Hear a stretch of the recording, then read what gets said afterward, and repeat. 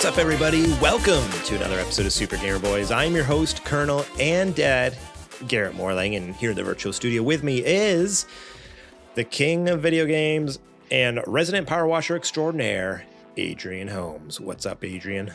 It's been a minute, man. How you been?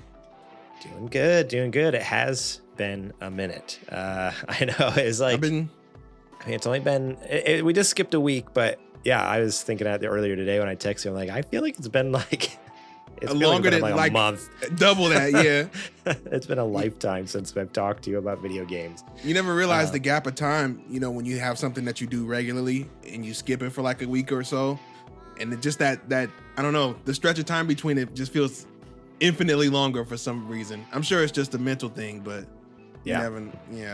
No, 100%. Yeah, I was feeling it. I was just like, man, I am feeling, even setting up here before the show, I was like, I feel so rusty. Like, I don't know. Is everything, am I doing this right? Do I even know what I'm doing? We're going to find out here in just a minute. I guess we will. But it's good to be back with you. This is, Likewise. I guess, the grand reveal to my new office. That's right. Upgrade, man. Look at you. Check it out. Beautiful. Double the space. Looking nice. YouTube video people can see it in all its glory. At least a small portion of it. I can't wait. For our audio listeners, he can actually sit down and not have his knees to his chest. Right. When he's recording. Right. That's the biggest improvement. That's how I podcast. Like, I honestly, I feel a little. That's maybe why I feel so weird podcasting tonight. Is not only has it been a minute, but I'm so used to having my knees and my teeth in my knees. It's hard. It's hard to have all this space, You gotta have your mic actually, right here, yeah. Right on top of your knees, close to your mouth, just so you can get the audio in.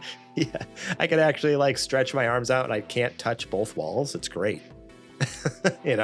Worth every second of doing that upgrade, Dan. It's very, very, very fun. Yeah, my parents were in town, and me and my dad worked on this. Mostly my dad, because let's be honest, I still had a job I had to do as well. But when I could slip away from my work, I was helping him, and it was a lot of fun. It was I haven't done like a work project with him in years. I mean, that's what it was growing up when he had a remodeling business, and in the summers when I didn't have school, I'd go to work with him and be, building people's houses and porches and whatnot. So I was like, oh, this feels like, just like the good old days. And I was a kid in the summer and I had nothing better to do, and I'd rather be playing video games, but instead I had to go to work with Dad. Well, hopefully some of it rubbed off on you. So I mean, yeah, there's plenty of times in my life where I'm just like, hey, I know how to do that because I remember doing that with my dad. It's great. So, yes, definitely. And it made this project go much smoother. So, yes, thank you. Thanks, Dad, for the helping with the upgrade. It was pretty awesome. He's been waiting so long to hear that. It's pretty great. Thanks for all those useful skills you taught me that I didn't want to learn, but now I'm glad I did. So, oh man. All right. Well, we should probably get on with the show. You guys are. Let's do it. I'm ready. I'm pumped. We just 2 weeks of energy bundled up. You guys are ready for some video game talk. So today we're going to be talking about one of the biggest Xbox leaks ever, probably, right? If I'm not mistaken. Is it? Yeah. I mean, there's only been like one other small leak before. I feel like wasn't there something with Forza one time? I don't know. I think so.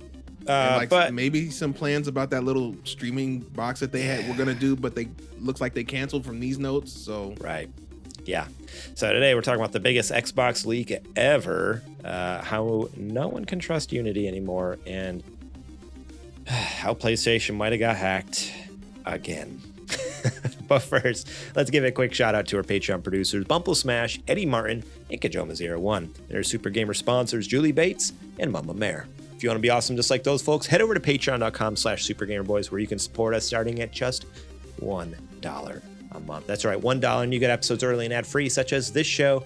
And you can get Super Later Boys, our Patreon exclusive show over there.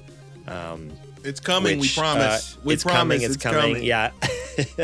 I've been trying to square away plans to get last month's episode recorded that we still owe you guys. And unfortunately, I think JJ is out for a little bit. His computer is having issues. So Here's a little PSA. I told him to stop looking that stuff up. Right? He can't stop at this point. It's an addiction. It's an addiction. It's a problem. But yeah, so that means that we just kind of have to change plans, because we had a plan for last month's episode, and now it's like, oh shoot, that's not going to work because he can't be on a podcast at this point.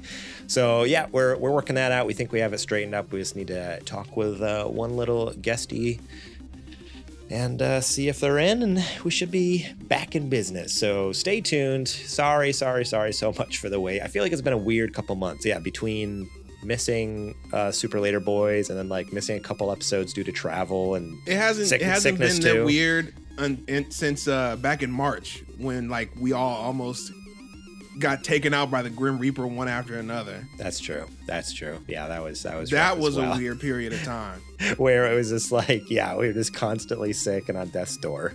Right. Granted, I guess I didn't closest. I guess I didn't talk about it though, about even last week. So last week, yeah, the reason we didn't do an episode, the main show, is because last minute I was offered some Padres tickets, which is awesome. I've never been to a baseball game. Never really cared about baseball or watch baseball, but someone's like, you want to go? I'm like, heck yeah, that sounds awesome. Like, everything's way better live, right? Everything's way cooler live, like in person. And it was epic. And let me tell you though, I had these nachos that in the moment, epic. They were delicious. Fantastic nachos. But came with a price. Like, boy, bad food poisoning. Bad choice. I was so sick for a couple days. So yeah, that kind of like threw a wrench in things. So not only was like it was one of those things where like, this is so awesome, like one night, and then the next morning waking up like, this is not awesome. So yes, but we will be getting you those Super Later Boys episodes, we promise. It's been a weird month, but we're gonna make it up to you. You know, your support is not going to waste. It is going towards getting things done for the show. Not my office. I paid for the office with my own money, just to be clear too. Like, this is, I say that for Adrian. Adrian, I promise you, I didn't spend Super Game Boy's budget on my lush little office over here. No, I spent my own cash on it. But I believe you. But with like games coming up soon, I'm pretty stoked. Like, we might need to use the Super Game Boys funds for like Spider-Man 2 coming up soon. Oh baby, that's like what, next month, right? That's that and Mario the same day. Oh, and Mario. Oh my gosh. What a wild. Next month is wild, dude. I mean, this month was wild. This whole year has been crazy for video games. There's been a lot of good games this year. Oh. Anyways, support us on Patreon. We'll talk more about it later on the show. But real quick here, we have some tunes from DJ Trues in the background, and I just want to let you know that you should go show him some support. Links are in the show description on YouTube and in the podcast apps.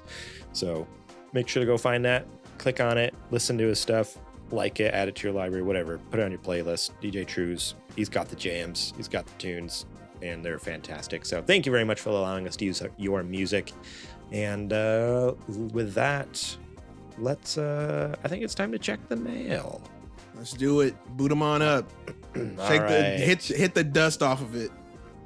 Yeah, let's hopefully Super Gamer Bot survived the move here. So let's see if all the cables are plugged in. Let me. Yep. Hang on. There's one back here that.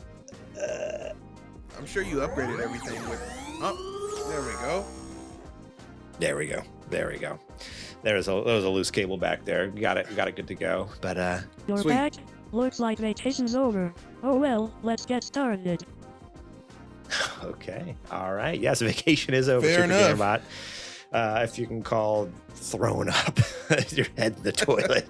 I mean, it was a vacation for them. They just got to sit there in sleep mode for 2 weeks. So, man, to be an AI, man, that sounds like sweet. the life. Must be nice. People pay you to exist. Right. I wish people would pay me to exist. Oh, man. All right. This first question is coming to us from Sir Prince-A-Lot. So, Super Gamer Bot, you mind throwing that our way? The MCU recast continues. Falcon and Black Widow. Ooh, more Marvel recasting. So Falcon and Black Widow. thoughts on Falcon and Black Widow? You know, I never come prepared for these. All the other ones, I'm like, I can at least base it a little bit on what my current knowledge is on the subject. Yeah. But it's always with the MCU questions that I get tripped up. I mean, You go it's first. hard. I need to recasting is extremely hard, at least for me, because I don't have a encyclopedic knowledge of actors and actresses.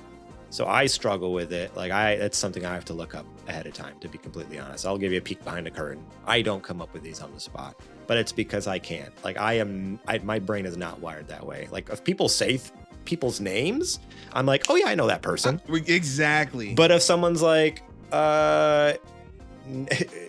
who's in this movie, or name movies that this person has been in, and sometimes I'll be like, I don't know.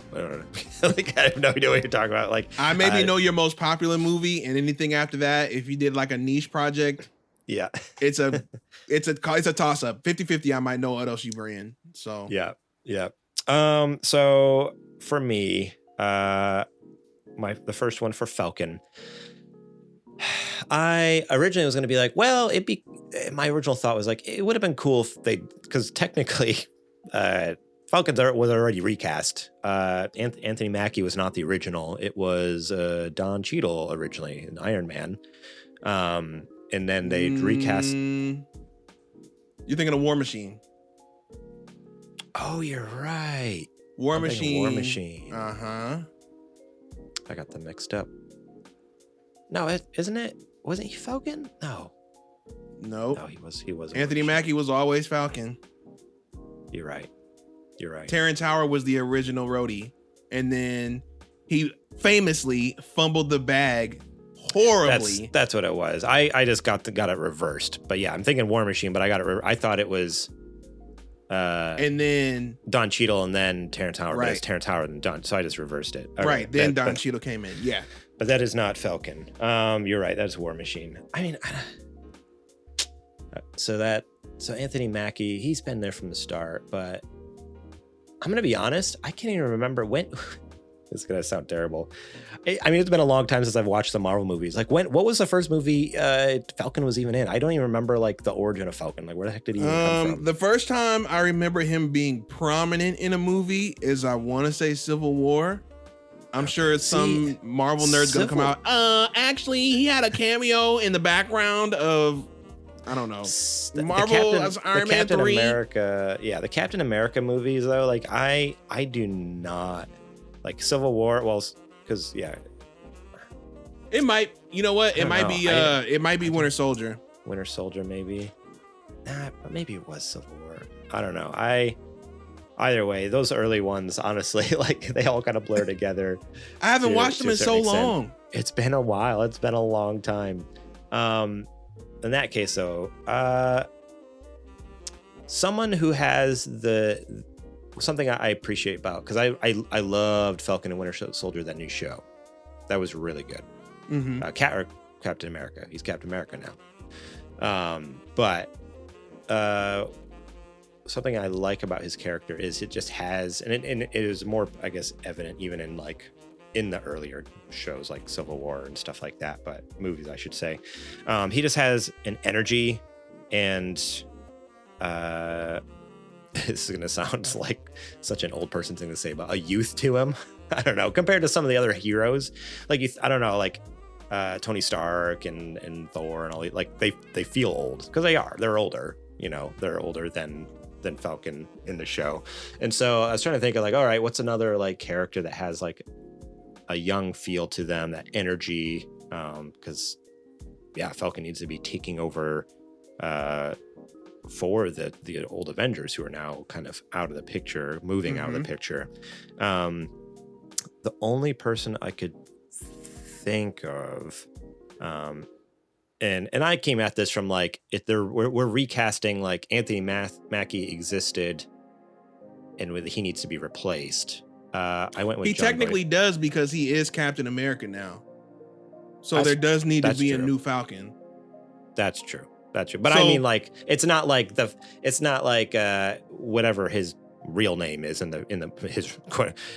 whatever Falcon's real name is, that character isn't being replaced though. Like Falcon is being replaced, but not whatever his name is. I don't even know what his name is in this show, like his actual name. I just know him as Falcon or Captain America. Sam Wilson? Sounds right. Yeah. So Sam Wilson's not being recast, but technically Falcon is, because you're right, because he's Captain America now. But anyway, I went with John Boyega because I was in my head thinking smart. Again, I'm thinking like, hey, they both bring a really good energy, and even John Boyega, like he got shafted in Star Wars. He had so much potential. Oh, don't get me started. Don't get me started on that, man. We'll be here all night talking about that. And so on one hand, I was like, I don't know if he'd ever work for Disney again after what happened with Star Wars, honestly. And I can't blame him. Yeah. I don't know what kind of backroom ritual satanic deal they had to do to get Daisy Ridley to come back. Right. They did all of them dirty with that trilogy, but that's a different Disney property. We'll stick to Marvel. Yeah. So that was my pick. It was a hard one to think of someone else, but I'm like, nah, I think he could bring it. Like he has that energetic nature to him. He has the athleticism. I mean, we saw that in Star Wars too. Like, because Anthony Mackie is a very acrobatic hero as well. So I'm trying to think of someone who's like gonna get in there and do all like the crazy like stunts and flying around and the wings and stuff like that. Like, it's not no Joe Schmo can just jump in that suit and be like, yep, I'm good to go. I got it. Kind of like if we recast Spider-Man, like you couldn't just be like, yeah, let's get any random. I mean, they've done it. They did it 3 true. times. I So guess it's true. But again, they all have a type. They're all like very like fit, athletic, generally smaller built guys, mhm. So have you thought of anything? I've been stalling as long as I possibly can. Do you have any ideas, or is mine a good fit? Yours is honestly, like I said, I have nothing for these. Okay. That's fine. Well, if you would like, I can give you my Black Widow one. Yeah. And I'll tell you if that fits or not. How about that? Go ahead. I picked this actress, I'm gonna be honest, purely because I just like her as an actress. And I think she could pull it off. I was thinking back through my Rolodex of what I kind of know her from, and I scrolled through IMDb a little bit, and she hasn't done much action stuff, but she has been in a superhero movie before, and that is Emma Stone.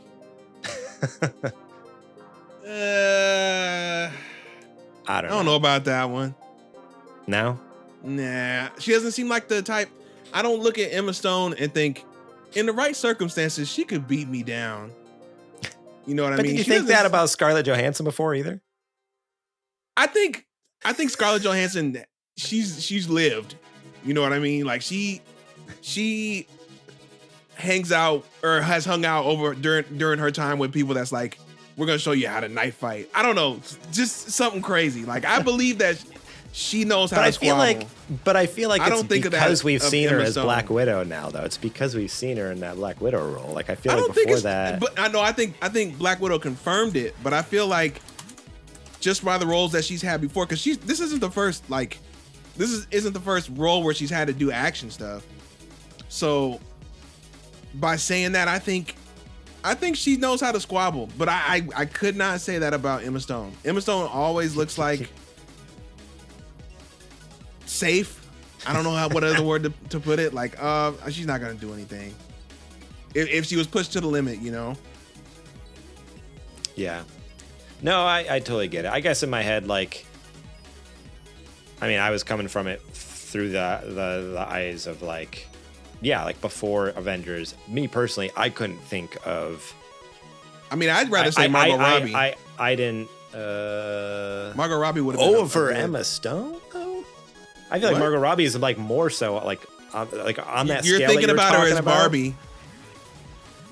Nah, but I'm thinking about her like No, you're right, because Margot Robbie was freaking, what's her name? I always forget about it. I block it out of my memory. Suicide Squad. That's right.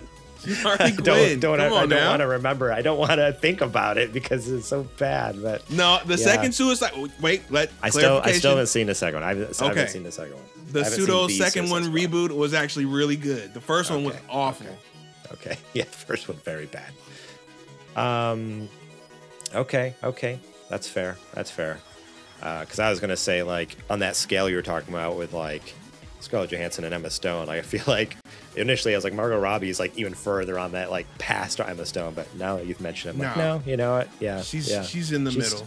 She's like Scarlett Johansson has definitely hung out with in the back room of a Russian casino somewhere with her friend Petrov. You know, I would totally believe that if she told me that. Yeah, it's awesome. All right, I like that. I like that better. Let's go with that. Margot Robbie, you're gonna have it. Come back. Leave the DC. Come over to Marvel. You can be the next Black Widow. She's already left both. It's over. Florence Pugh or whatever her name is there, like, kind of, it's just Black Widow's sister in the movie. Oh, yeah. Also, technically a Black Widow from the past or whatever. Like, she's killing it too. So honestly, if it was just her from the beginning too, like, I'd be down with that. Like, she's amazing. She's barely so remember that movie. It was released way too late. Yeah, no, that movie wasn't. It wasn't great. But it wasn't trash either. It had its moments, and I think Florence really did a great job with what she was given, and I think she proved herself. Because, I mean, that seems like what she's moving into, obviously, is taking over that Black Widow role. I don't know what her superhero name is going to be, if she's going to take Black Widow from her dead sister, or if she's going to whatever. But either way, I think she's going to do a good job with it. But all right. And there you have it. Hopefully that satiates that Marvel recasting for a little bit until you come up with a couple more names. Took a lot longer than I thought. I know. I mean, it's hard. That's what we talked about at the beginning. Is like, recasting is so hard because you got to know all these actors and actresses, and I don't know. I can think. I can go deep on, like. I have a buddy who loves movies. Like, it's core to who he is, and he would just love this kind of challenge. And he would probably pull it right out of his head. Just, that would be, blank actress. She's been in this and this and this and this director and this and this, and she would be a perfect fit. I'm like, I trust you. I trust you in your opinion. You haven't steered me wrong. Well, maybe we need to save these questions for like a super later boys, or put them all together after, like, Sir Prince-a-Lot has like send them all in or whatever, like, be like, all right, we're gonna do the recasting episode and have your buddy on and just go through, like, all right, tell us who is it. The problem with that, though, is Sir Prince-a-Lot has been carrying the questions on his back these past few weeks. He was the only one to send in a question in 2 weeks, because we didn't have one 2 weeks ago either, or I'm not 2 weeks, last week either. So you guys need to send in some questions. You can write them in anywhere on social media to shoot us a message, or if you have a Discord. We didn't spend all this money on this AI for you guys to not send in questions so that it can filter them and answer them. Ask them accordingly. Exactly. You think we have to put up with GamerBot's crap, for free? We pay for that attitude. Right. So monthly installments at 66% APR. Oh, it was a good deal. Wait, it was what? You signed off on this? Why didn't this go past me? Oh no. You were too busy using the funds for your office. That's why. No. I promise. Man. All right. Well, yeah, send us your questions over on social media, or if you have a Discord, join our Discord at supergamerboys.com/Discord. It's completely free, and you can chat with us throughout the week, and send us your questions. But we need questions for the show. Makes it more fun. All right. I think it's now time for the nerdy nudes. Been a little bit. Hold on. Get to clear the cobwebs. It's now time for the nerdy nudes. That was a good one. Ooh, that was a good one. That was from Pitch Perfect. From deep within. All right. I guess I should. I don't know what I'm doing, Adrian. I don't know what I'm doing. It's only been a week. Switch. I need to switch this, right? I didn't click the button and do the thing. So here we go. Alakazam. There we go. Now you're seeing the news story. Now you're seeing it. All right. This first news story is it's multifaceted. You know what? So here's what we're gonna do. We're just kind of grab your popcorn. It's a long one. I'm going to do a bunch of like bang, bang, bang bullet points. And if at any time you want to interject something, Adrian, hit me with it. Because that's just the way this news story is structured. Like it's not one big news story. It's like a bunch of news stories that you can, if we want to click into it and read the full article, we can. But I plan on hitting some headlines. Hit me with your thoughts on each one. And then obviously at the end, if we want to rehash stuff, we can as well. But so to kick it off here from Tom Warren over at The Verge. There's a leak and it showed off Microsoft's new diskless Xbox Series X designed with a lift-to-weight controller. So a new controller, new Xbox Series X that is digital only, no disk drive, better power optimization, all this stuff. Microsoft is planning to refresh its Xbox Series X console in 2024 with an all-new design and features codenamed Brooklyn. The unannounced console refresh has been accidentally revealed in the new FTC versus Microsoft documents this week. The new Xbox Series X design looks a lot more cylindrical than the existing console and will ship without a disk drive. Internal confidential Microsoft documents reveal it has 2 terabytes of storage, up from 1 terabyte, the USB-C front port with power delivery, and an all-new, more immersive controller.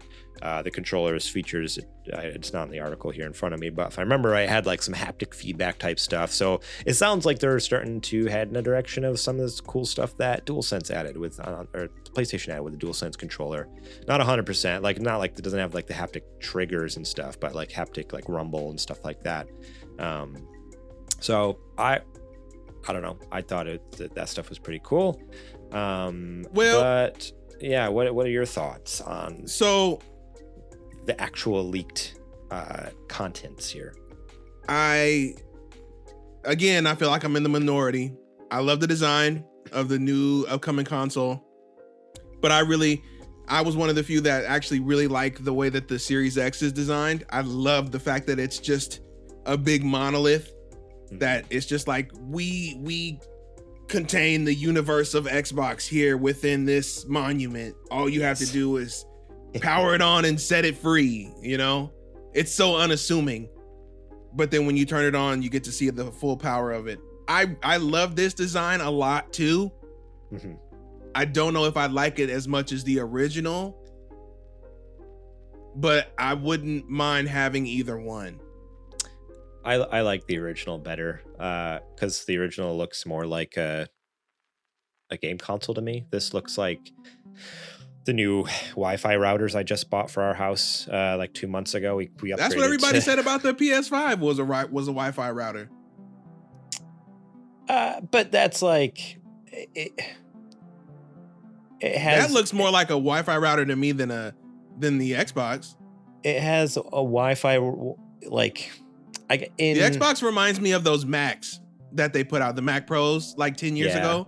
That's what it reminds me of, because of the cylinder shape. Yeah, I mean so we just got some like the mesh Wi-Fi system, and it looks exactly like this, but white instead of black. We could have got it black. I could have got it black. Could have had Xbox Series X, but no, the PlayStation does look like. Well, that's the thing. Like you look at a picture of the PlayStation 5, and you're like, that looks like a wireless router. But then you like get it, and you're like, oh, this thing's massive. It doesn't look like a Wi-Fi router anymore. Like when you see it in person, it doesn't. Yeah, when you look at it in person, it doesn't really look like a Wi-Fi router. Where this thing, I feel like, if they're going for a more compact size, it really could just like sit next to your router, and people would be like, "Wait, why do you have two of the same thing next to each other?" But other than that, you're right though. Like the current Series X is like has this such epic look to it, like being like this pillar that sits on your TV stand. It's pretty cool. I like it a lot. But the 2 terabytes of space though, that's pretty nice. Yeah, that's the other thing I was gonna say too. Is I hate. Maybe Phil Spencer said that things have changed. We'll get to that later on in his response. I hate that this is, at least per this document, is looking to be $500 still. especially with no disk drive. I think that's crazy. I think it should be $400. I don't know what the deal is with that. I mean, I know you get more storage. Yeah, an extra terabyte of space. That's a big jump, especially when you think you need it. You need to take the hit. You need to compete, especially because it's been 4 years. It'll be 4 years at that point when that system comes out. The memory should be a good little bit cheaper at this point for you to be able to take the hit and make it for. Because if you do 400 and 300, now you undercut Sony by $100. Period. Yeah. With their premier version of the system. Yeah, I just feel like you're right. They should do that, but looking at like what they're upgrading, like they upgrade the storage, like a terabyte of storage isn't like that's like 100. Even not if you buy it like they buy it. Like well, what I was gonna say, if I was to go out and buy like an M.2 drive, it's like $100. That's $100, 1 terabyte of space. Where like they're using is faster than an M.2 in some ways. I was gonna say technically. So like if anything, it's on par with that price. So, and I mean, I'm looking at some of the other upgrades. It does have a better Wi-Fi router or radio in it, so it's going up to the 6E compatible. As they improve Bluetooth in it. So like there are things that they're upgrading than just the storage. It's like there's other little technology. So, and I get that, but at the same time, when you get rid of I know the disk drive is not crazy expensive, but being able to get rid of that does cut some of the price down. So maybe even $449, I'd have been like, it's not enough, but at least it's something off. You know what I mean? Yeah, I mean, being a digital version of it, like it doesn't look great when it's the same price, especially with the PlayStation. Like they have a disc version and discless version. There's $100 difference there. Like that's why I got the digital, because I'm like, I don't need disc and I can save $100. So it would be kind of wild to release this in a world where that exists, but then this is coming out and being like, sorry, same price. But we're taking out the drive in it. Like, wait a second, what? Also, I have been seeing ever since this leaked, the physical old heads and all the people who are physical only they are having aneurysms left and right. You know what though? They needed a wake up call. It was time. You know what? It what? Look, digital, we are in the digital future now. We've been in the digital what's future crazy for about a few this years, though? What's crazy about this is this is gonna be a good clip. The crazy thing about this is the same people who are like, oh, Xbox doesn't have a disc drive anymore. You don't now they're forcing you to buy their digital games. You don't own your games anymore. Are the same people who, as soon as they finish typing that sentence, will go and open up Steam on their gaming PC and buy a digital game. Yep. Make it make sense. Games have been digital forever on PC. Like, I can't remember the last time I bought a physical game for my PC. It was like 2000. And they're gonna be like, oh well, Valve doesn't blah blah blah. They don't DRM. They don't do. Do you really think that if they wanted to, they could just say, you know what, you can't play that anymore? Oh, they 100%. They won't, but they can. Yeah, they can. You're the only way you're guaranteed to not lose access to a game and you buy it digitally is through, because I think everything through Steam has DRM on it. It has Valve's DRM, but through GOG, Good Old Games, you can buy DRM free games there and download like save them on your hard drive. But yeah, and hope your hard drive doesn't fail in 20 years. These discs will from disk rot that you want to keep so bad. Yeah. Yeah, so you're 100% right. You're 100% right. It's like, the same people are just, they say that, and then they're like, all right, head over to the Steam sale. It's happening right now. It's like, wait a second. And they're like, yeah, exactly. You don't own anything. Neither do you, dude. Valve could go belly up, and they claim, they hope, if Valve ever goes belly up, that, we'll take the DRM off of everything and we'll be able to let you download it for free. That's if, something catastrophic doesn't happen. You never know you don't know what's going to happen tomorrow. Never know. So you putting your unabashed trust in these companies to do right by you is honestly pretty crazy. They care about is making a profit off of you right now. Yep. Now, I also have to say, because people are going to be like, oh, these guys are anti X, Y, and Z. Me being in favor of having digital games does not mean that I am against the efforts that people are putting in to preserve also these same said games. Okay? I am of the mind that, look, if the corporations are not going to do it, we got to do it. If you got to, I know this is going to sound terrible. If you got to crack firmwares to download copies of games so that we have them preserved, you got to do what you got to do. Because if they ain't going to do it, somebody's got to do it. Okay? You got to step around if you got to climb over a chain link fence to get it.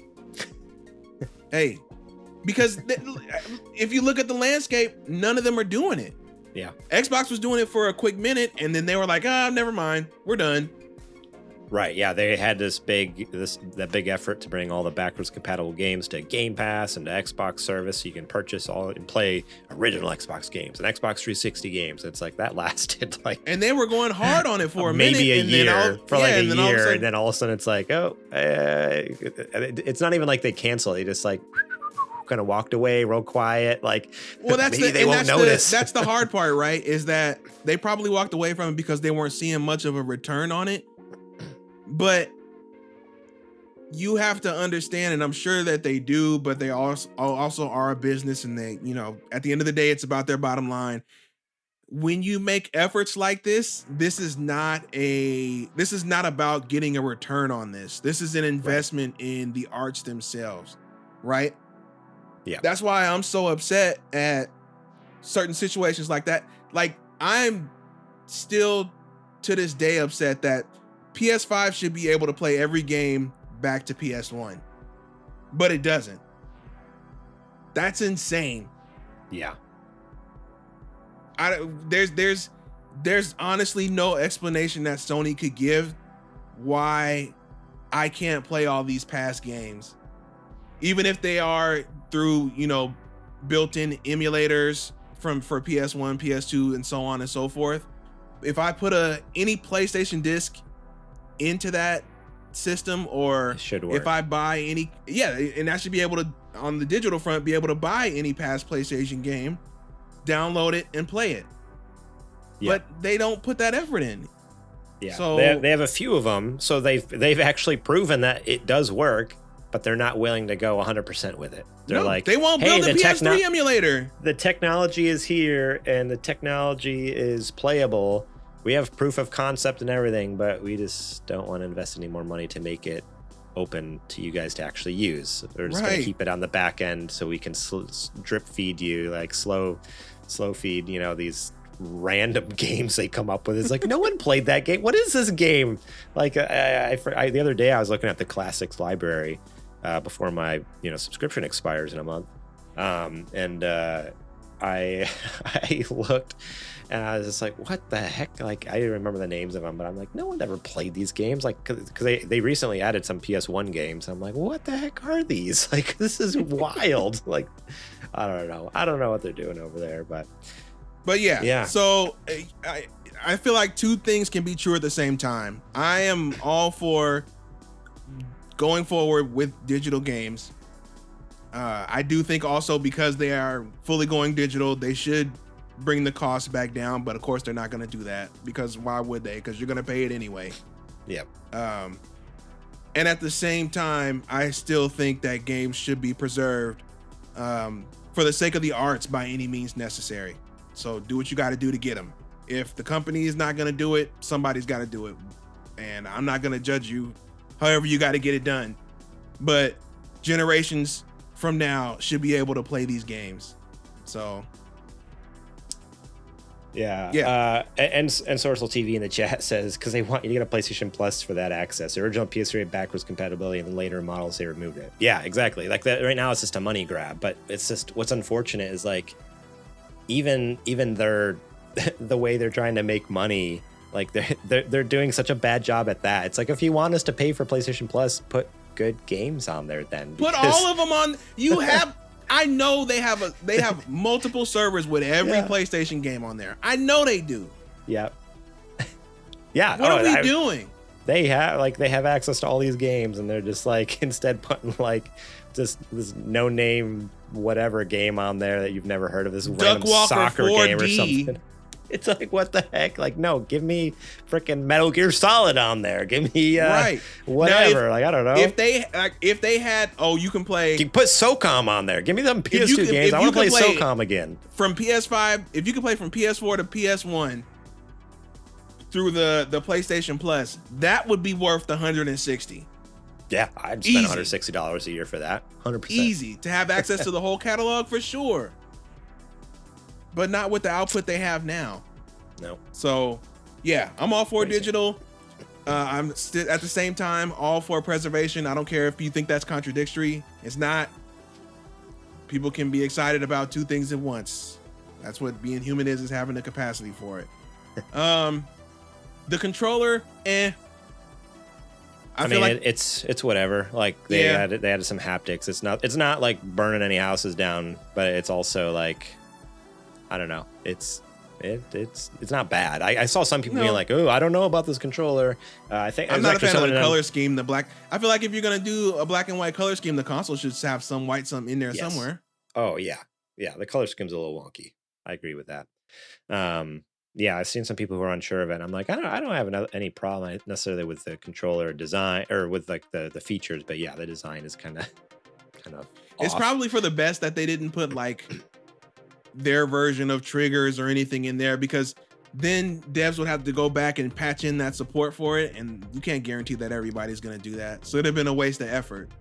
I don't think people would either. I mean, people didn't even do that with the PS5 when the PS5 came out. Like games that came out, unless it was like a PS5 exclusive, there's quite a few games at the beginning of the PS5 launch that they were just like, nah, we're not going to deal with that. We're not messing with that business.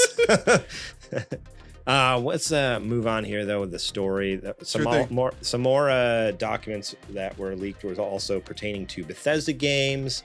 Apparently there was like an Oblivion remaster, a Fallout 3 remaster. All about both of those. Cannot wait for those. So hopefully those are still happening. There were some other things on that list that we know for a fact have already been canceled. So there's some thoughts like, well, wait, what got canceled? Let me bring up the article here and read the full thing. But there was like a few things that I thought had been canceled. Someone was telling me. Now I can't find it, but multiple projects have, or maybe it was just delayed. Was it the Tencent maybe? The stuff that they had coming to Xbox? Maybe it was. Well, no, there's a ZeniMax management forecast, so it was just ZeniMax. Oh, okay. Games.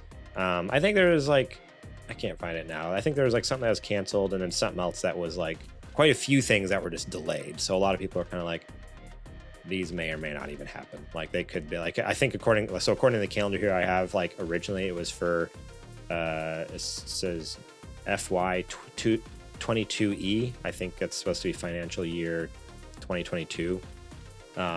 Was when like the Indiana Jones games was supposed to come out.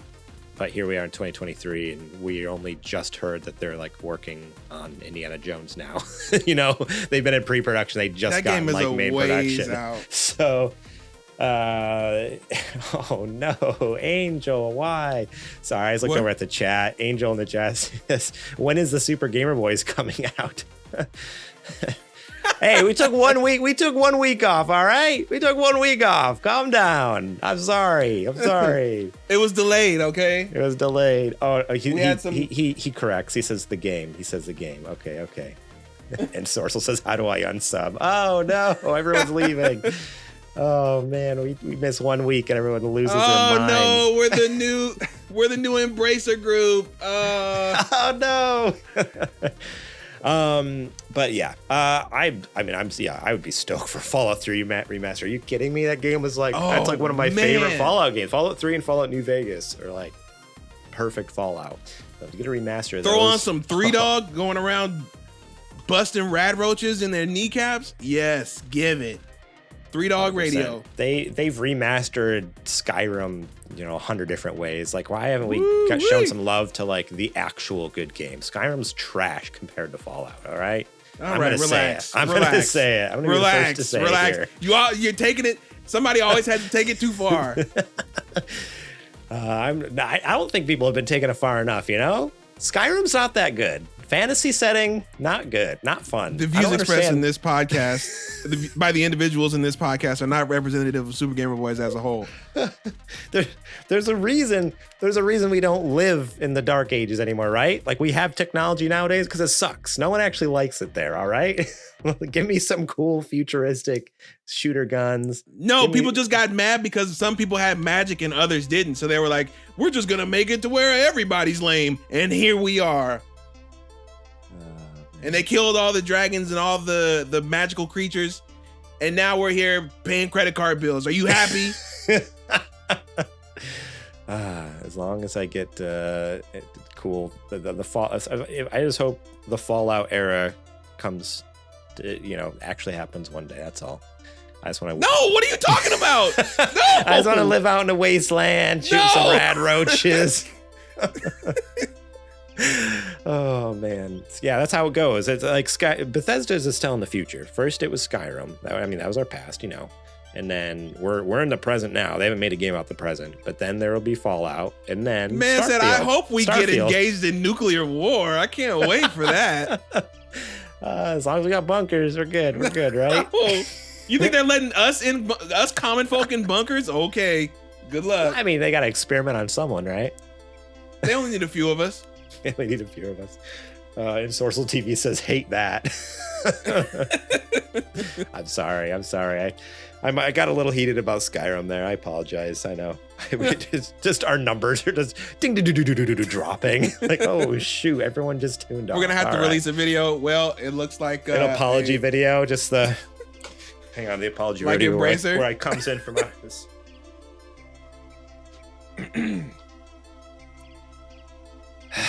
Good evening, everyone. No, you got to do the deep sigh. Just the. We hope to never have to make this video.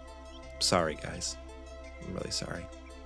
I apologize. I said some rash things, some heated things. I should have thought about Ensorcel and Angel's feelings before I said those things. We also should have never advocated for nuclear warfare. So, I shouldn't have advocated for all-out nuclear war. Mm-hmm. I'm sorry. Yeah. Those were some short-sighted things, and well, going forward, if you stick with us, we'll hope to be better. We will be better. We will be better.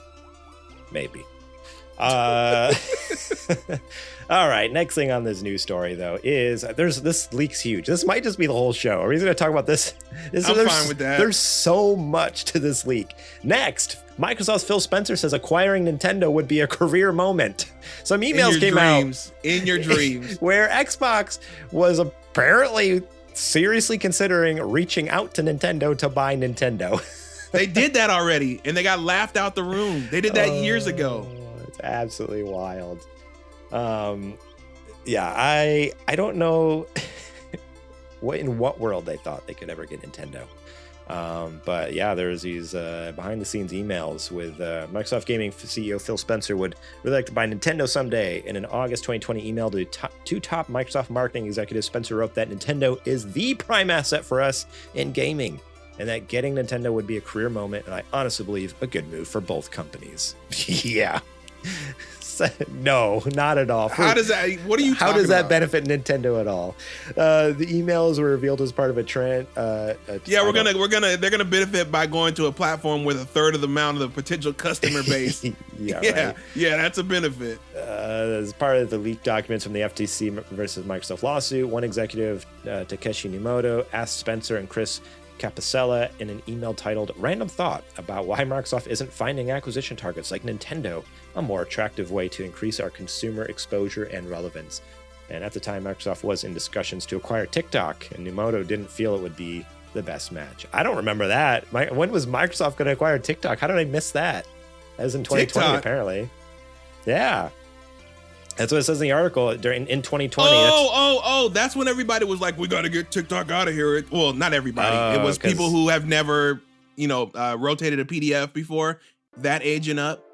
They were like, oh, TikTok is Chinese spyware. We got to get it out of here. Oh, by the Chinese. I can't trust them. Right. Oh man. And Sorsel comes in with a super warmonger voice. Oh no. And then he asks, wait, you can rotate PDFs? Old man, get out. Old man. Oh man.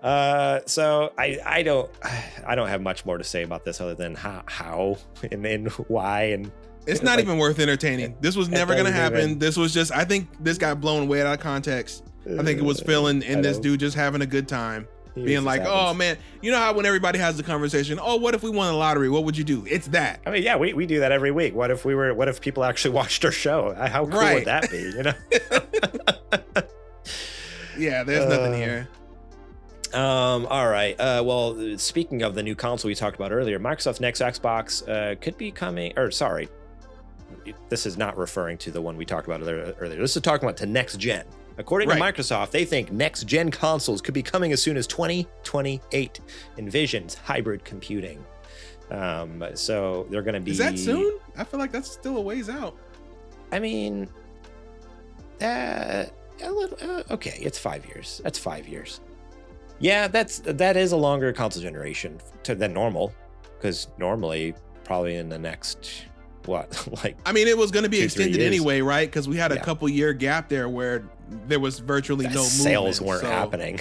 Right. COVID. So that makes sense. Because the average is what, 6 years normally? Yeah, about 6 or 7 years. So we would normally be, about halfway through right now. But with COVID happening, I feel like it makes more sense for it to be closer to the 8, like this is saying, to 2028. So, they envision hybrid computing, it says, which I assume refers to like AI and cloud gaming. So yeah, the document, they reveal the far future plans for 2028, by which the company believed it could achieve full convergence of its cloud gaming platform and physical hardware to deliver cloud hybrid games. Our vision is to develop a game generation hybrid game platform capable of leveraging the combined power of the client and cloud to deliver deeper immersion and entirely new classes of game experiences. I don't know what that means. Like, does that mean they're gonna like hack into your lights and like make them change colors and stuff? I don't know. No one actually knows, but it's gonna turn on your fan when it's a windy scene. Yeah, suddenly it's like the wind picks up and your fan turns on. Those the old people we talked about in the last one that don't know how to rotate PDFs, they're gonna think their house is haunted. Suddenly now my house is haunted by... It's that dang Xbox. Get it out of here. Get it out of here. It's possessed by the devil. Okay, cool. Xbox. Yeah, 2028. That's cool. I don't know. Look, we'll cross that bridge when we get to it. Okay. We'll get there. Yeah. Hopefully by 2028, they'll have everything ironed out, ready to go, so that we can get this cloud game vision, whatever they're talking about, jumping, especially because they've been working on it as long as they have with their cloud gaming software at this point. It'll be over what? 8 years or more that they've been doing the cloud gaming stuff. Well, I mean, that was beta Xbox started, One, wasn't it? Yeah, the beta started with Xbox One back in 2018 or so. Because I remember trying it on my cell phone at work one day on my lunch break when it was called xCloud, Project xCloud or whatever, back in 2018, 2019 or something like that. So so 10 years of experience on it. Hopefully it's all nailed down and ironed out. Heck yeah. Real quick here, Jay Peters chimes in to say apparently last night's major Xbox leak was Microsoft's fault. That's really? Right. They were gonna here it is. So I did hear about that. The U.S. District Court tried to delete all the documents of the case following a huge error where multiple confidential Xbox documents were attached to a single PDF. Basically, I can't find it here, but I read an article that was saying that the court was like, hey, Xbox, send us a private link that only a secure link that has all the documents for the court case, and apparently not only was the link not secure, but also all the PDFs were like in one file. And so when I got put up on their website, everyone was just able oh, we can see everything. It's just right here. So Xbox just did it. Whoever. How does a multi-trillion-dollar company goof this bad, dude? So on something as simple. See, this is what I'm talking about. This is probably the same people who rotate a PDF, playing with PDFs when they know they don't have experience with it. And now look where we are. We know everything you're going to do up until 2028 because of that. Yep. All I could say is that person is probably out of a job long now, gone, or at least they're moved to a different department with less technology involved, like they're in the mail cleaning toilets. Sorry, hey, they are sorting mail as we speak. Yes, exactly. Absolutely wild. Oh yeah, here it is. It's in this article. In the filing, Judge Jacqueline Scott Corley says the court ordered the Federal Trade Commission and Microsoft to provide the court with a secure cloud link. The two trial exhibits with redactions that met the court's recent orders, but Microsoft provided a link on September 14th, and the court uploaded the exhibits from there. So they just, not only were things not redacted like they were supposed to be, but then also it was just it was just public. So absolutely wild. So with all that to say, I mean, there's more going on here. This goes on and on and on, but we need to get to Microsoft's, what they had to say. Well, Philip Spencer had to say about this. I hope that's his name. Oh boy. Xbox chief Phil Spencer has just emailed Microsoft's employees about the massive Xbox leak that happened earlier today. In the internal memo obtained by The Verge, I love how even the memo leaked. the memo about the leak. Well, I'm sure he knew that was going to happen. There's too many Microsoft employees for it not to get out. Yeah, I probably. I'm sure he wrote it in a way so that if it did get out, it wasn't as big. It wasn't like he's just cussing them all out. You effing bud. In the internal memo obtained by The Verge, Spencer says Microsoft's Xbox plans were unintentionally disclosed as part of the FTC versus Microsoft case. Documents revealed a lot. The disk list, that's not what his thing says. I don't know what he says things. Here it is. Spencer hints at the Microsoft's plans may have changed, particularly as some documents were from last year, but others were from years prior. I know this is disappointing, even if many of the documents were well over a year old and our plans have evolved, says Spencer in his internal memo. On Twitter, he came out and said, we've seen the conversation around old emails and documents. It's hard to see our team's work shared in this way because so much has changed. And there's so much to be excited about right now and in the future. We will share the real plans when we're ready. Overall, he comes out with the disappointed dad discussion, the dad talk, like, hey, kiddos, let's sit down. We got to talk. We got to chat. It feels like a bunch of different things, right? It feels like he's also trying to throw people off the scent, being like, well, things have changed. Yeah, you don't even know if this is actually the plan. We could have changed stuff, you know? You guys are just assuming that this is what we're going to do. Maybe the Xbox isn't going to be a cylinder. Maybe it's a pyramid. The new Xbox Series X pyramid. Okay, Phil. Or it's in the shape of an X. You just happen to have all these product launches and drafts and explanations and sheets and all this stuff of facts. Just, we'll change it and throw it out. Okay. Right. That's an effective use of time. Yeah. So it's very unfortunate this whole event happened, but also it's exciting to know that at least Xbox is working on something. Because to be honest, you'd be crazy to think they weren't. I mean, you're right. Like, obviously they're working on something, but they just have not showed off a ton. Like, we got a good helping at Summer Game Fest this year. Don't get me wrong. But yeah, I don't know. It's just like last year with not getting any releases last year. And then most of the releases that have come up this year have just been good or less, you know? Yeah. It's just kind of like it's been a couple bummer years for Xbox. So if anything, honestly, I'm like, this is cool. They're working on some cool stuff. I'm excited. Like, great. I know this isn't the way you wanted to. Me personally, I would have rather it been announced in a more hype way, and I know Xbox would have announced it in a more hype way. But to try to find some sort of positive in this, it's like, well, at least they have some cool stuff they're working on. I don't know. It's unfortunate. Let's also keep it real too, that the general public probably has no idea that this happened, right? It's all of us who are obsessing over this stuff on Twitter. And I always say that we're like 0.05% of the mass audience for Xbox. So they can really go along with these plans the same way that they've already planned it, and it'll probably get the same effect. That's true. when you market it to the masses. So That's true. I don't think they're really sweating about it that bad. No, probably not. Probably Yeah. not. Oh, 1 second. That's weird. Some weird technical difficulties. I apologize. All good. I'll vamp Stay for you. tuned. Oh. You got it? We're back. We're back. Oh, We're okay. back. Cool. Well, that's pretty much it for the Xbox stuff.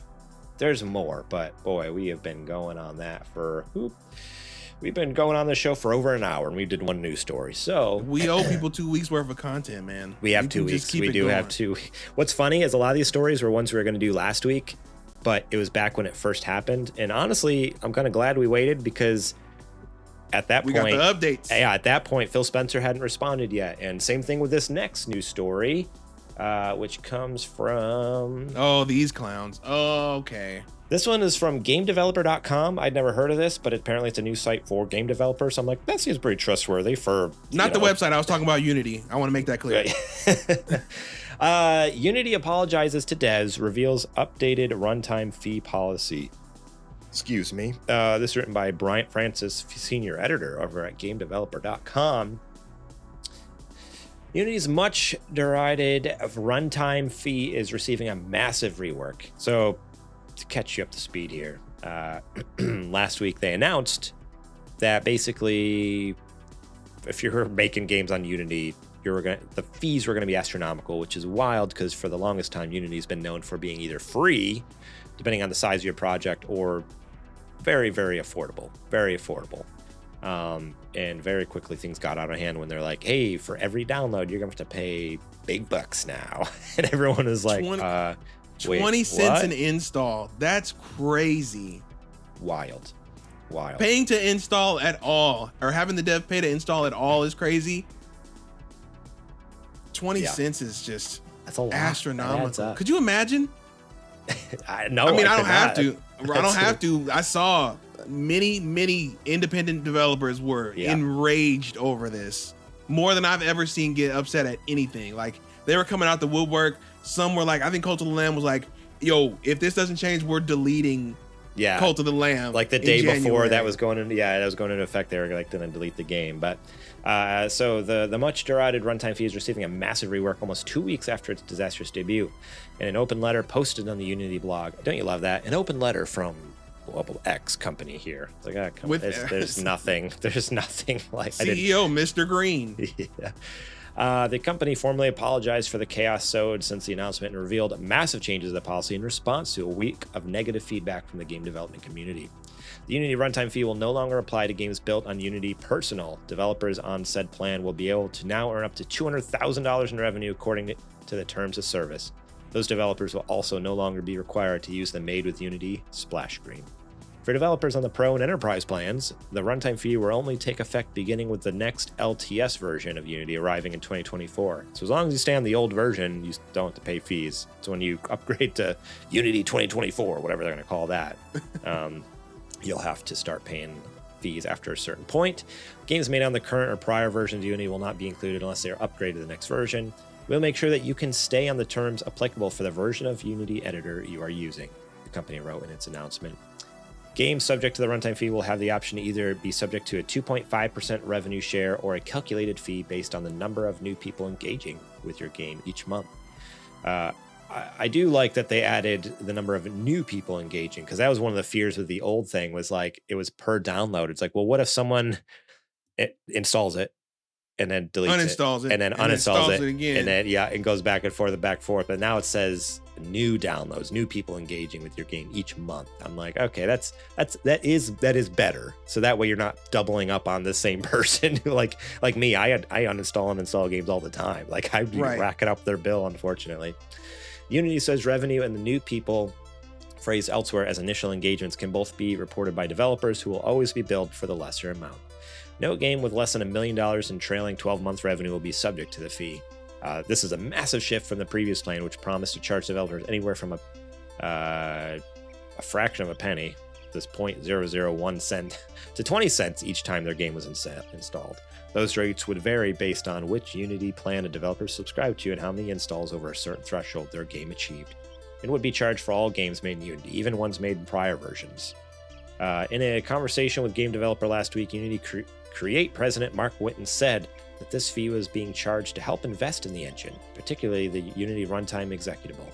We want to make more money so that we can continue to invest in the engine, he said at the time. That's what the big games that use Unity are for. Right. Goober? Yeah. Now Unity is striking a far more conciliatory tone. We want to continue to build the best engine for creators, Whitten wrote in the latest announcement. We truly love this industry, and you are the reason why. So I mean that's what is going on. Now what I want to talk about though with you, Adrian, is how do people move forward now?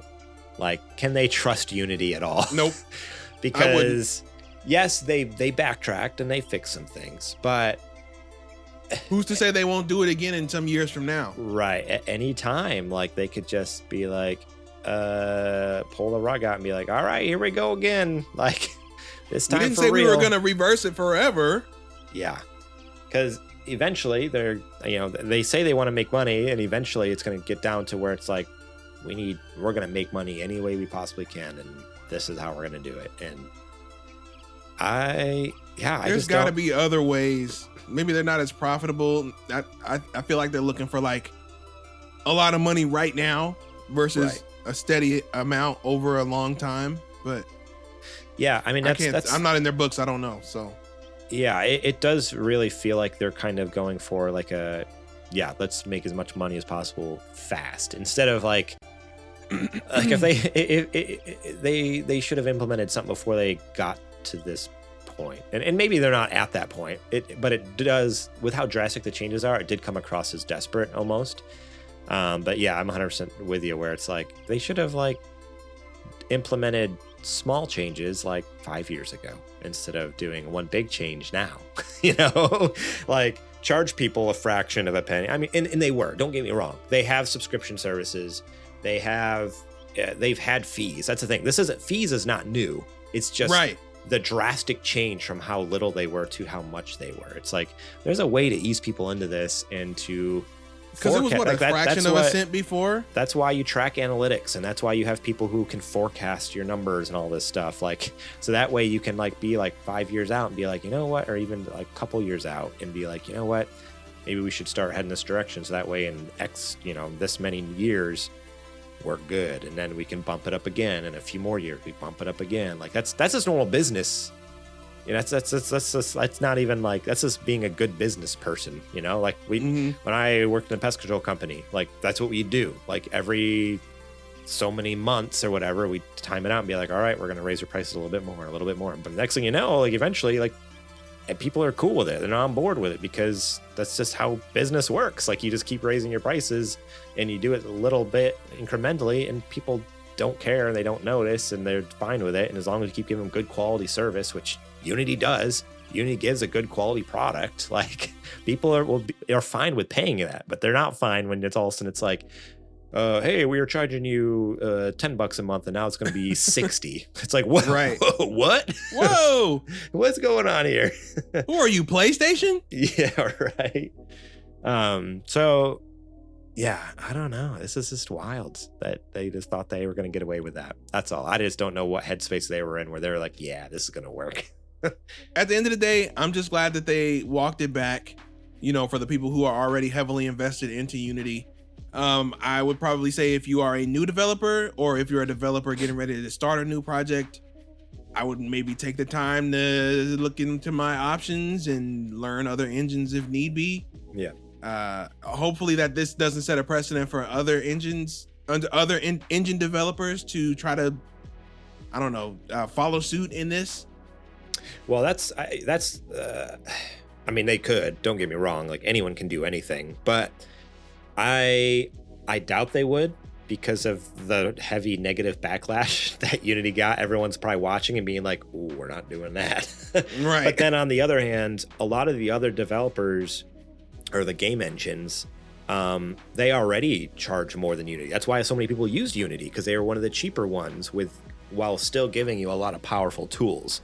Like compared to Unreal, like Unreal takes a big cut. And like I've looked into Unreal before when I was thinking about making a game like 6 years ago.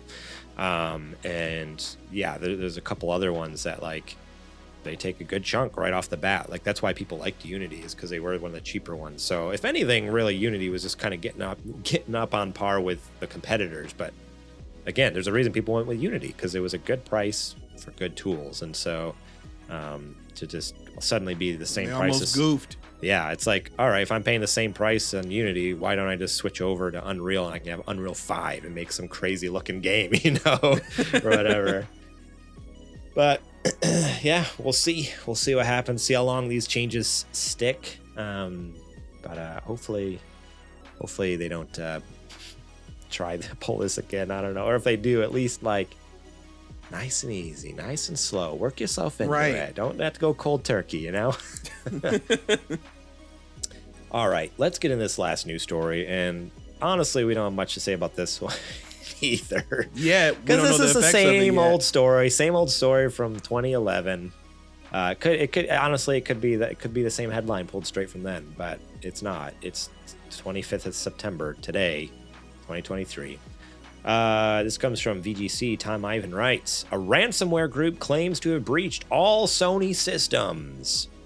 That's right. While its claims remain unverified, Cybersecurity Connect reports that the relative ransomware newcomer has racked up an impressive amount of victims since bursting onto the scene last month.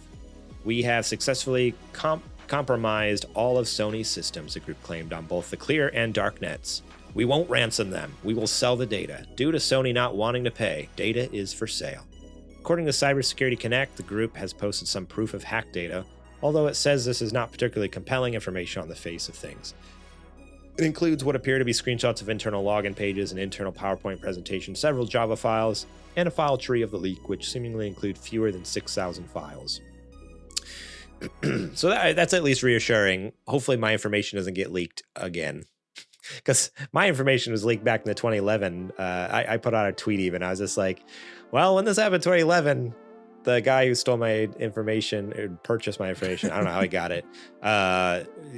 He bought me a nice gift. He got me The Last of Us. So I wonder what they're going to get me this time. I mean, he kind of did you a favor. Did me a favor. I wasn't going to get it. And then I got it. I'm like, wow, you know what? I was wrong for not buying this. Thank you. Thank you for hacking me. You know what? You can keep my password. Thank you, account thief. Thank you. Keep buying me games. I'm going to let you be. I'm going to pay you to buy good games for me. How about that? The group listed a post date of September 28th, after which if nobody purchases the data is presumably when ransom.vc will publish the data wholesale. Ransom.vc is said to be both a ransomware operator and a ransomware as a service organization. It claims to be a secure solution for addressing data security vulnerabilities within companies, and also to be operating in strict compliance with GDPR and data privacy laws. This goes on, but oh yeah, it does mention in 2011, Sony's PlayStation Network suffered a massive breach that resulted in the personal details of approximately 77 million accounts being compromised and the service being taken offline for 23 days. Sony initially estimated the hack would cost it more than $100 million and was forced to apologize to not only players, but developers whose game launches were disrupted or whose online services were left unavailable. Wild. So yeah, here we are 12 years later, and they've possibly been hacked again. So there's no for sure information yet. No one's, Sony has not come out and said anything about it, but they're not gonna. I mean, they're not gonna unless did about this, or they did previously, but yeah, because it had gotten a critical mass. But if they can shut it down before it gets all the way to the core, because that was the whole point that why they came out and said it before is because they had to shut down the PlayStation Network. Yeah. So if they're able to get rid of the threat without having to do all that, they may put out like a little thing on the PlayStation blog that's like, hey, we had some unusual progress or change unusual your passwords. Traffic. Yeah, change your password. Suddenly they're doing a bunch of, that's probably going to be the extent of it. Yeah, suddenly there's just a big social media blast about, hey, did you know you can change your password? Just click on this. They're going to veil it. Just doing like a bunch of like tutorial things on their social media, like making all fun and silly. PlayStation players, just a reminder, you should change your password every 6 months if you haven't done so. Why? No reason. Here's an update from your friendly Uncle Kratos. Have you changed your password lately? Have you turned on two-factor authentication? Change your password, boy. boy, change your password. Oh, man. Wild. But, yep, that's the world we live in now. All of our information's on sale all the time. It sounds like all the stuff that they got was low priority anyway. I'm not really too worried about it. So 6,000 files doesn't sound massive. So unless not in the full database, unless they have unless one file, it's like this Excel spreadsheet that goes on for billions of cells with everyone's information. It doesn't seem like they have too much, but I guess time will tell. And I'm going to keep an eye on my credit card to make sure that they're not buying Spider-Man 2 on me. Although joke's on them. I don't have any money anyway. So yeah. Good luck. Oh, no. All right. Well, that is it for the nerdy nudes. I think that might be a record for our longest nerdy nudes. Woo, yeah, baby. But information. Here we are. It's now time for our Patreon ad.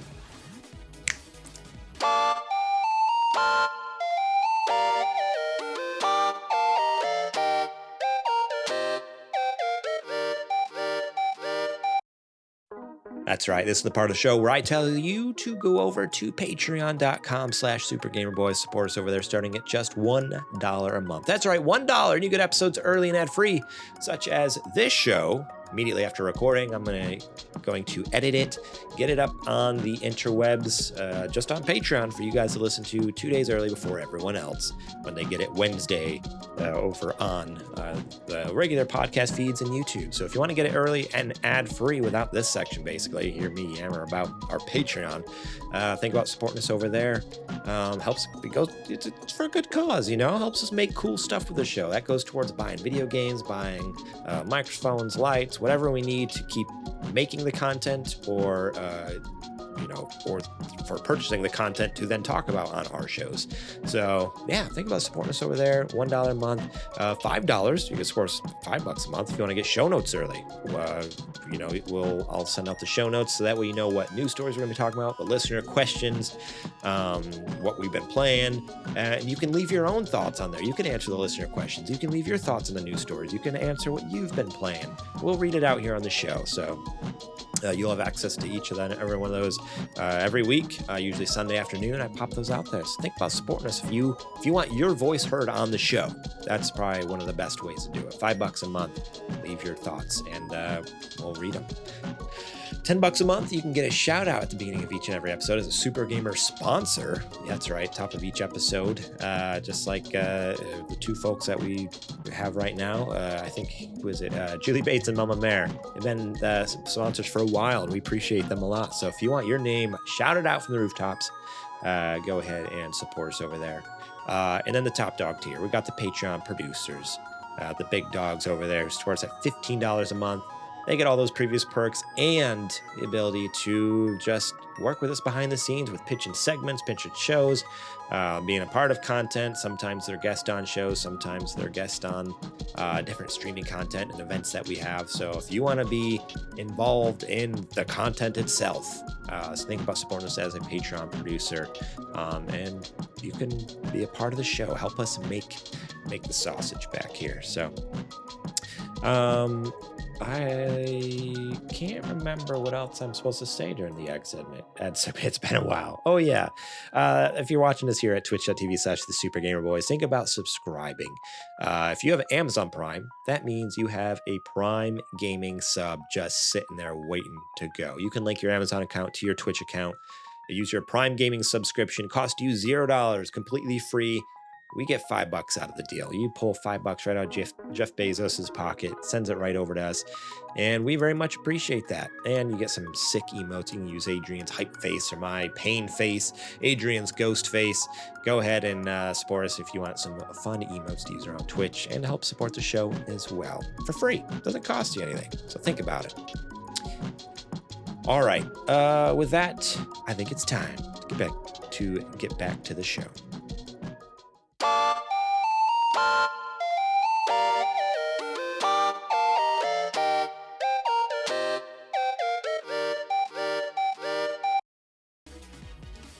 Alrighty, Adrian, here we are, deep into this episode, and it's now time for me to ask you what you're playing. So the reason also outside of your excursion to the game was I had been out traveling these past few days or a couple of weeks or so, but in the great wilderness that is Alaska, via boat.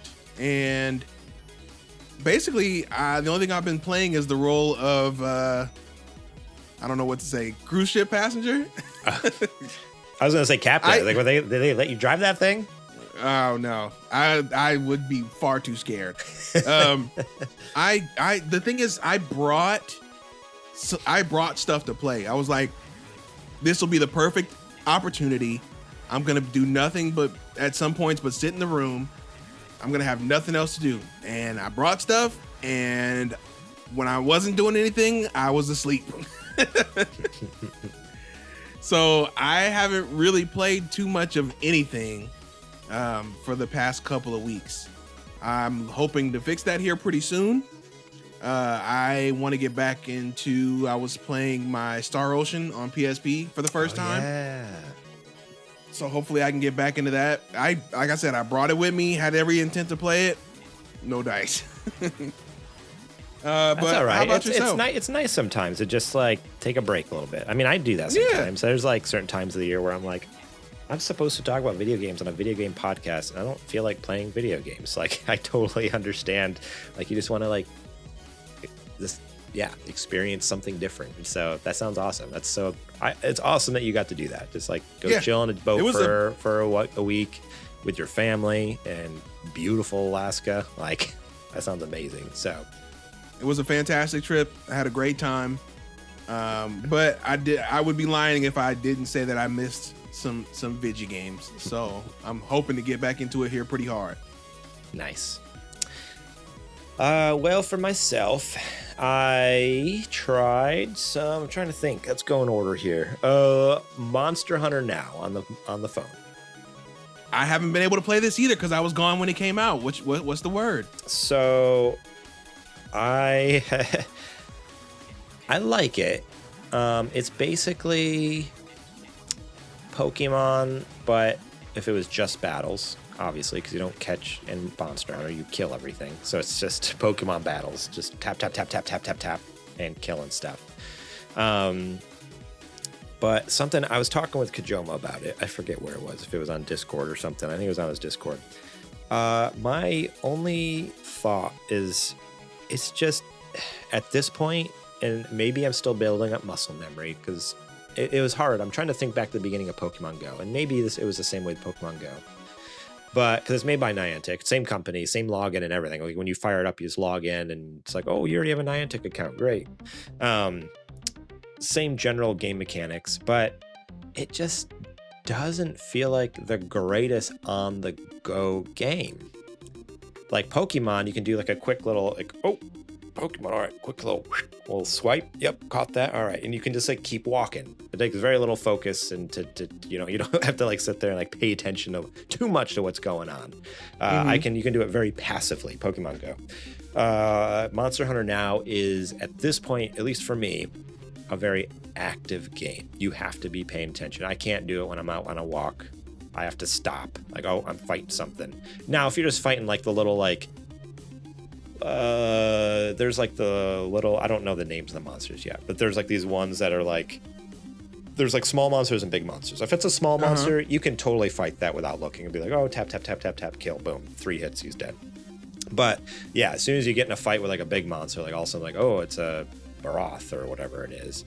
It's like, oh no, I need to like sit down or stand here and I'm going to fight this thing for 30 seconds at least, So that's my only gripe with it. But otherwise, I've actually been playing Monster Hunter Now more than Pokemon Go. Like, because I was like on fire with Pokemon Go for the last probably 2 or 3 months. Like, I've been playing it hardcore all the time, like really getting into it. And all of a sudden I'm like, oh, this Monster Hunter is really fun. I really like it. Like, I'm checking that more often during the day, like even sitting out at work or up when I'm up having a meal or something like that. Like, oh, pull up Monster Hunter, kill a couple monsters. All right. So I am enjoying it. It is a lot of fun. It's just not quite as passive and on the go as Pokemon Go is yet. Again, I feel like a lot of that could be this with time, maybe building muscle memory and understanding the mechanics more, and like I'll just get used to it, and then it will be. But for now, I'm like, no, this is a game I need to be more actively involved in. So that's my only gripe. It's fun. And yeah, I don't know if you have any questions about it. Well, it's interesting that you mentioned the interactivity that you need for something like a Monster Hunter now. Now, granted, it is a mobile game, so they should have taken that into consideration. However, the actual Monster Hunter is the same way. Yeah, 100%. Where hunts can take, a couple of hours depending on what the monster is and what you need to do, and sometimes you have to chase it around, set traps and stuff like that. So in that regard, it sounds like it feels like the actual Monster Hunter. Yes. But at the same time, like you're saying, this is a mobile game, so there should be some kind of truncated or smaller version of it that you should be able to do on the go. Yeah. So I think it's maybe not the best balance of those two is what you're saying, but it's not the worst either. Yeah, exactly. It's not the best, but it's not the worst. Like, I'm not looking at it and being like, oh, this is such a slog. Like, it's still fast. Don't get me wrong. Like, you can still, like I said, like at the max, it took me 30 seconds to fight something. And now that I've upgraded some of my weapons, like, oh, I can kill a whatever in like, in like 20 to 30 seconds, like a big monster. As long as it's like a 1-star. They goes from like 1 to 5-star. I tried to fight a Diablos the other day that was like 5-star. I almost died immediately. That did not go well. I cannot do that. But because there's like some big event happening, a Diablos event. And I'm like, oh, cool, I'm going to fight one. I have to, it's one of my daily objectives to kill one. And then I get in there, I'm like, a 5-star? Oh, no, I'm in trouble. But yeah, overall, I am enjoying it. It is a fun game. It's just not, and you're right. It's not quite as truncated as I would like, but compared to normal Monster Hunter, it's actually kind of amazing what they were able to do. Like you're right. They condensed a 2-hour hunt into for a small monster into 9 to 10 seconds, or a large monster into like sub-minute, depending on if it's 1 or 2 stars or something like that. So not bad. It's just, again, it's just like Pokemon Go is just so perfect because like I'm walking downtown San Diego with my family, walking to whatever down the along the beach, and I can be like, oh, whoop, spin the Pokestop real quick. I don't have to look. I can do it all like without even looking. Spin the Pokestop, throw a Pokeball, catch some Pokemon. And so with this, it's like, oh, this isn't a game I can play when I'm out on a walk with my family. This is something that I need to focus. So that's all. Okay. The second thing I played, Cyberpunk 2.0. I did not play a ton of it, maybe just like 2 or 3 hours of it. And I did not start a new save. But really, you disobeyed instructions. I disobeyed. I did not listen to their instructions. They said the best way to experience it is to start over. But I'm like, man, I didn't even count that. I played a little bit of that too because I wanted to see the update. I only played about 30 minutes. That's like enough to get to Night City. The driving it was better in those first sets of updates. Now it's like, oh my God, this is what it should have been the whole time. Yeah. So I put about, it was more than 2 or 3 hours. It was maybe more like 4, because I stayed up till like 1 in the morning, 1:30 in the morning playing it. I was having a lot of fun. But they completely revamped the skill tree, which I didn't necessarily have a huge problem with the way it was before, but it does make a lot more sense the way they do it now. I'm like, oh, this feels like a skill tree, not like a random mishmash of just abilities that just kind of build off each other or don't. It's felt chaotic before. It's very structured, much more understandable structure now. Although I don't like that some of the abilities that I had before suddenly are locked behind some level wall that I don't know how to level up with. So that's kind of unfortunate. So it's like, they've changed it so extremely that it's like, oh, wait, some things I had unlocked now, technically I need to level up more to unlock. That's kind of a bummer. But otherwise, skill tree is great. The gameplay is great with the new optimizations they've done and the new drivers for the NVIDIA graphics card. Holy smokes, I'm getting solid 60 FPS with ray tracing medium on. That's right, ray tracing on medium. 60 FPS on my 3070. I bet it looks like a dream.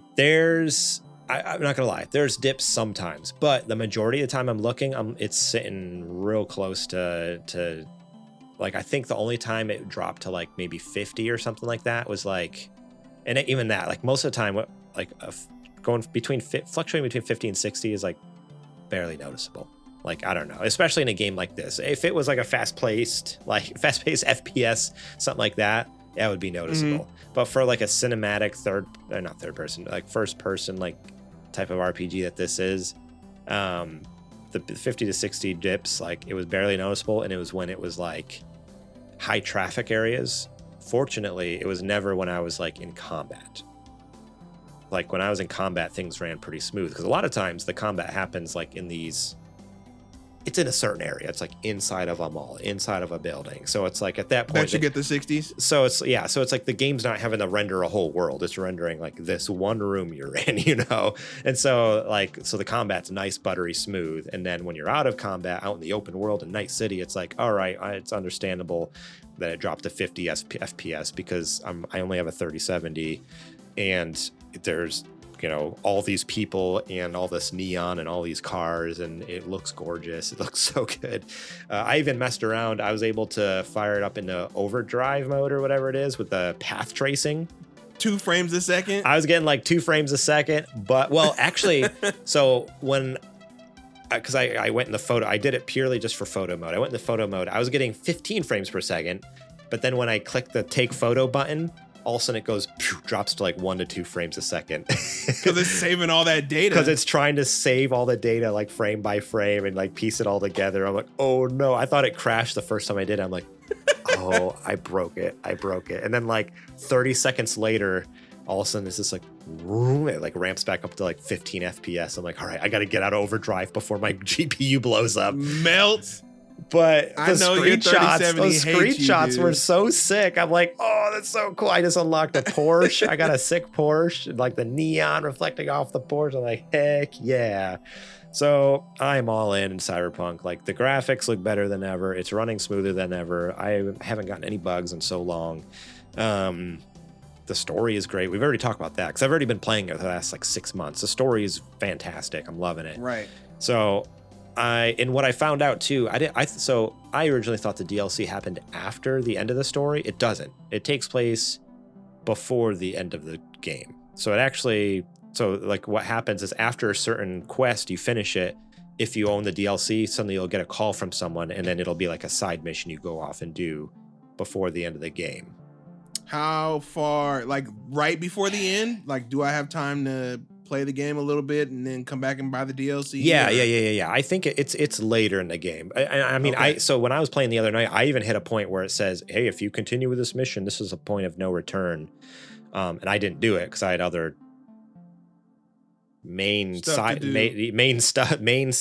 stuff to do. I thought, you know, I have all these other missions that, you know, developing Johnny Silverhand's, like the relationship with him and stuff like that. So I'm like, oh, I'm not ready quite yet to move on with like the main story line or whatever. But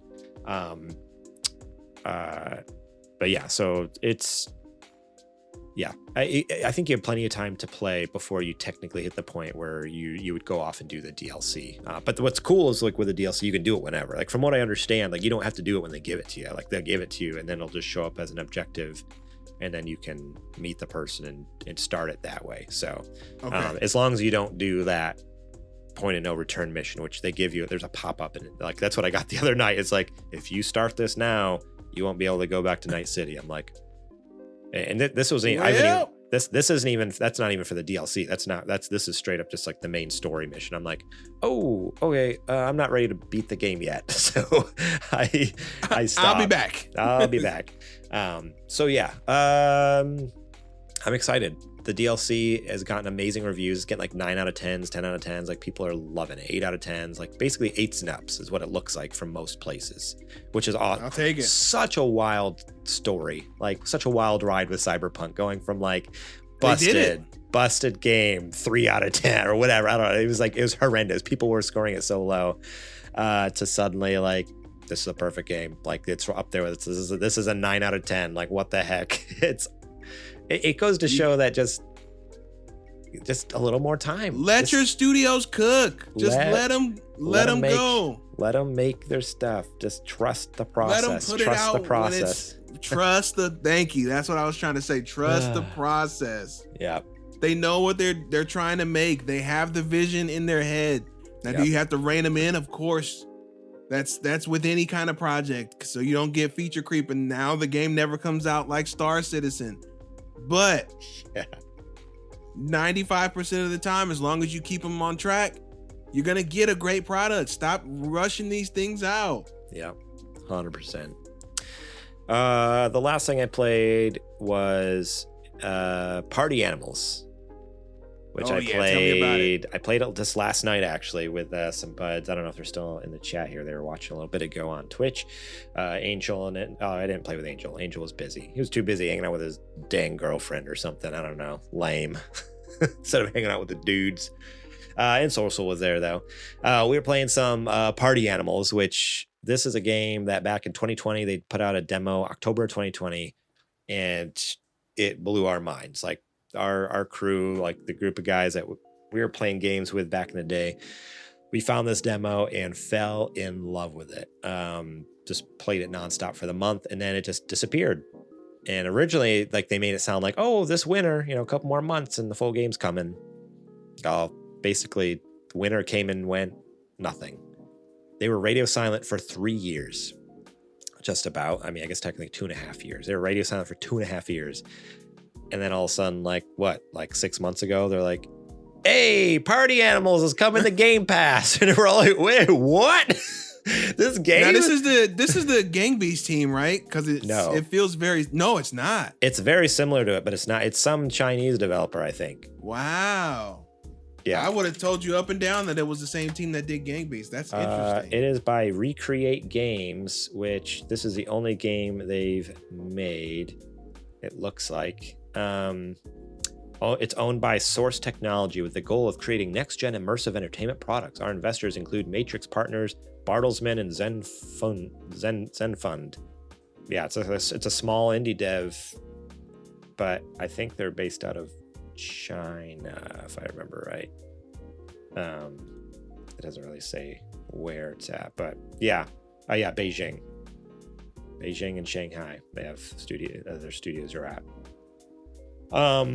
But yeah, they finally did it, and holy cow, this game is exactly what we've been dreaming about for 3 years. Like basically that itch we've been trying to scratch forever. This game finally came out and it did it. They did it. They didn't break the game. It's not like they went and changed a bunch of stuff. It's like, nope, they knew what made the game fun. They kept it. They added more levels, made more games that are just as awesome. Way more characters that you can play as, or animals, I guess, with like tons of new costumes. Now, I will say there was some weird stuff on launch that some people are thinking is kind of shady. But the developer came out and kind of had a response, and it's hard to know. What's the rub? So it's hard to know, like, all right, was there shady business, or was it really just a mistake? They are a small indie developer out of China. Like, English isn't their first language, but basically on Steam. I don't have it in front of me right now, but the original description mentions something about online and offline play with your friends, and the understanding is that would mean you can play this game online or offline, right? Which kind of makes sense. Or no, I think they said couch co-op. They said online or offline couch co-op. Well, what happened is the game came out and it does have couch co-op, but it's not technically offline. Like, you can't play it. Like, you have to have internet to play this game. And on top of that, like 2 or 3 hours after launch, they changed the description and fixed that, like took it out. And so it just says, play online with friends or whatever. And so everyone's like, wait a second, like pre-orders, it said there's going to be offline play. Suddenly the game comes out, everyone's pre-ordered and played the game. Now it says, it's gone from the description and it doesn't even have that feature. Like, what's the deal?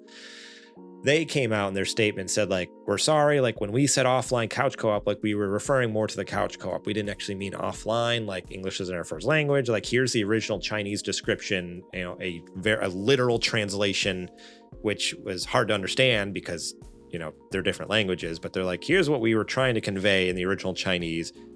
And we tried to fluff it up for like to make it more fun in English, but unfortunately we used the wrong words. We didn't mean that. There is couch co-op, like you can do multiplayer on the same system on PC and stuff, but it's just not offline. People were like losing their minds and stuff like that. So it I don't know. A little weird. It's a little weird, but because why do I need to be online to do offline stuff? That's the only wrench. From the demo to now, there are microtransactions. It's very similar. The store looks a lot. It reminds me a lot like a Fall Guys, like when you go on Fall, like so it's that type of thing where you can buy skins for your animals and stuff like that. And so that's where I think they want, because Fall Guys is an online only game too. So it's that idea where it's like, oh, they want you to be. There's no like battle pass yet. There is a battle pass, but there's no paid battle pass, I should say. There is a battle pass, but it's all free. But yeah, so that's the thing. I get that. So in micro, that's why why people are freaking out about the whole online thing as well. Because they're like, not only is it not offline, but then you threw this microtransactions. I'm like, well, you don't have to buy the skins. Like they're not forcing you to buy skins. Like chill out, guys. But that comes with the territory. I don't know. But most places when you get DLC or something like that, don't they like do something in the metadata that's basically tells the system that, oh, this game is good until 12/31/2099 or something like that. So that way, even if you're offline, the system can go and say, yep, I see this DLC is valid. It's valid for another, 70 years or so. Doesn't that make sense? I swear that's the way some of them do it. I mean, that's definitely something they could have done, but I think the problem is, yeah, I don't know. That's just not what they did. I don't know. But the thing is, so in the demo, I don't remember it having offline play, but Kajoma, one of the listeners and Patreon producers of the show, he claimed that it did have offline play then. I don't remember it having offline play because I feel like I would have tried that, like played with some friends, but like, or played with my wife or something like that. But he seemed to think it had it. But according to Recreate Games, the developer, they're like the last 3 play tests we put out over the last year, like couple years, because even though they've been radio silent, they've still been doing play testings and stuff like that, obviously, beta tests and everything. They're like, none of the last 3 play tests had offline play. So it's wild. Like they were like, why would you guys expect us to have that feature when it's not something we've even been testing? Like, so people, because it's kind of a no-brainer, I feel like. Yeah, isn't that the easier of the two? Yeah, offline is easier than online, right? It does seem like it would be, but they're basically making a Fall Guys. Like they're trying to make a Fall Guys type game, and so I understand why for them it wouldn't be a first thought to do that, because they want you like, oh, if you're not playing with your friends and you're playing in a quick match online with 7 other random people or something. But I don't know. So I think it is a feature they need to add. Don't get me wrong. I'm not saying they shouldn't add it. I think it's a very needed feature for sure. But the whole uproar with it being like people claiming like, oh, they're being shady, they're trying to rip us all off. I don't think so. I think that was a bunch like the consumers misread information or misinterpreted information, and then on top of that, like, yeah, they just expected one thing and it wasn't that. But it was more like a misunderstanding and misdirected expectations there. But again, I hope it's something they add down the road. That'd be great. Give me offline play so I don't have to be connected to the internet, so I can fire up on my Steam Deck, play with some friends. I don't know. That'd be sick. But agreed. Until then, it's a freaking blast. Last night I was laughing so hard with my friends, and just, I don't know. It's one of those games where like I got a text from Trudy. So my office, to give context, I mean, you guys know, you've listened to the show before. It's separate from the house. It's like down the hill through a gate. Like it's not near the house. I got a text last night. She's like, babe, you're being so loud. Like you need to close your door or something. I was like, yelling and laughing, and like we're just having a good old time playing the game. So she don't get it. Definitely check it out. It's free on Game Pass for console. It is not on PC Game Pass, which I found out. That's odd. It's wild. It is on cloud gaming, but I tried that and it doesn't run I mean, it's an online multiplayer game. So like streaming that over the internet and like you don't get the response time. It's not great. So if you have a console, if you have an Xbox console, you can play Party Animals for free. Otherwise, it's only $20 on Steam. It's not bad. Like that's worth it. It's so much fun. Like that's worth it. Pick it up on Steam, honestly. That's what I've heard. I've heard nothing but good things about it. It's such a fun game. Like I just haven't laughed so hard in so long. So it was a good one. Go check out Party Animals. Right on.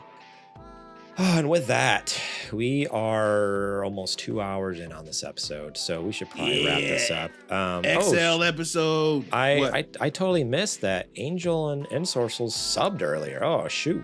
I totally missed. Boy. They're not even in the chat anymore, but thank you guys. Sorry for not saying thank you earlier, but Angel subscribed with his Prime, which you guys should do too. Prime subscription. And then Ensource also subbed. So thank you. All right. Well, how do I end this show? First I need to say thank you all for listening.